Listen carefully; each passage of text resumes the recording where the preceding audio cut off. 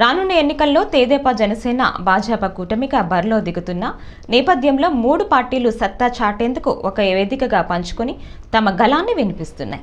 తాజాగా Gajuwaka green city ఆడిటోరియంలో జరిగిన కార్యక్రమం ఇందుకు వేదిక అయింది. తెదేపా ఎంపీ అభ్యర్థి శ్రీ భరత్, ఎమ్మెల్యే అభ్యర్థి మూడు పార్టీల సమన్వయకర్తలు కర్నంరెడ్డి నరసింగారావు, కోన తాతారావు, ప్రసాదులు శ్రీనివాస్, జనసేన కార్పొరేటర్ దల్లి గోవిందరెడ్డి పాల్గొన్నారు.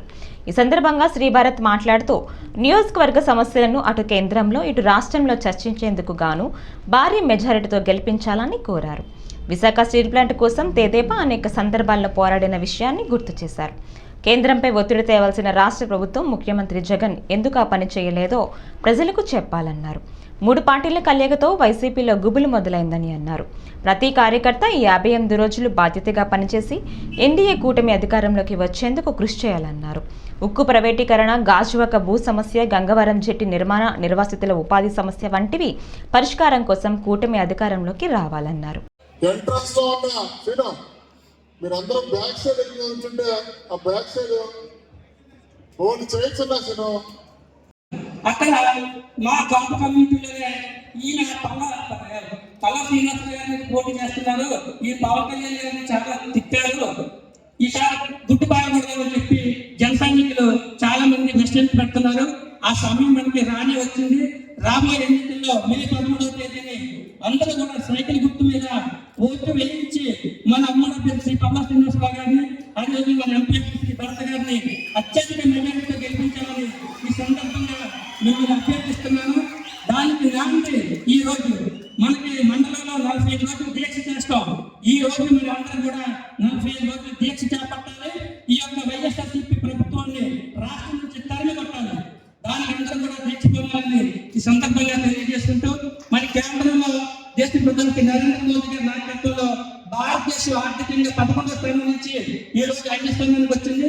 మరొకసారి ప్రధానమంత్రి ఎన్డీఏ కూటమి వస్తే ఖచ్చితంగా మోదీ గారి నాయకత్వంలో 3వ స్థానానికి వస్తుంది. 2040 నాటికి ప్రపంచంలో నెంబర్ 1 స్థానానికి వెళ్లే విధంగా ప్రధానమంత్రి మోదీ గారు మద్య మాఫియా ప్రజల ప్రాణాలతో చెలగాటమాడుతున్నారు. ఇందాక మన అభ్యర్థి శ్రీ పల్ల శ్రీనివాసరావు గారు తెలియజేసినట్లుగా వారికి చరణగీతం పాడాలి.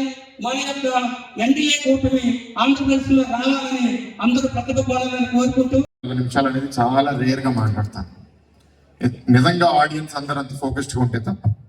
సో ఇవాళ అందరూ కొన్ని పాయింట్స్ కవర్ చేశారంటే నేను దాంట్లో కొన్ని రిపీట్ చేస్తాను, లేకపోతే కొన్ని కొత్తగా ఆలోచనలు వస్తే దాని గురించి మాట్లాడతాను. 2019లో ఇక్కడ పోటీ చేసినప్పుడు జనసేన బీజేపీ పొత్తు లేదు. పొత్తు లేకపోవడం వల్ల ఇక్కడ మరి బీజేపీ అభ్యర్థి ఎవరు పోటీ చేశారో తెలియదు, కానీ పవన్ కళ్యాణ్ గారు పోటీ చేయడం వల్ల పవన్ కళ్యాణ్ గారికి, పల్లా గారికి ఇద్దరికి అరౌండ్ 56-57,000 ఓట్స్ వచ్చినాయి. ఇవాళ ఆ 2 క్యాండిడేట్స్కి వచ్చిన ఓట్లు కలిపితే మనకి ఎంత మెజారిటీ వస్తుందండి? ఇవాళ ఎవరైనా ఆన్సర్ చేయండి. 73,000 వచ్చింది గెలిచిన ఎమ్మెల్యేకి. మన ఇద్దరిది కలిపి 1,14,000, 1,13,000 అవుతుంది. అంటే మన 40,000 మెజారిటీతో మనం గెలుస్తాం. అలా కలిపి ఓట్ ట్రాన్స్ఫర్ పక్కాగా అయితే 40,000తో మీరు హ్యాపీయా? లేదు కదా? నేనైతే హ్యాపీ కాదు. ఎందుకు హ్యాపీ కాదు మీకు చెప్తాను.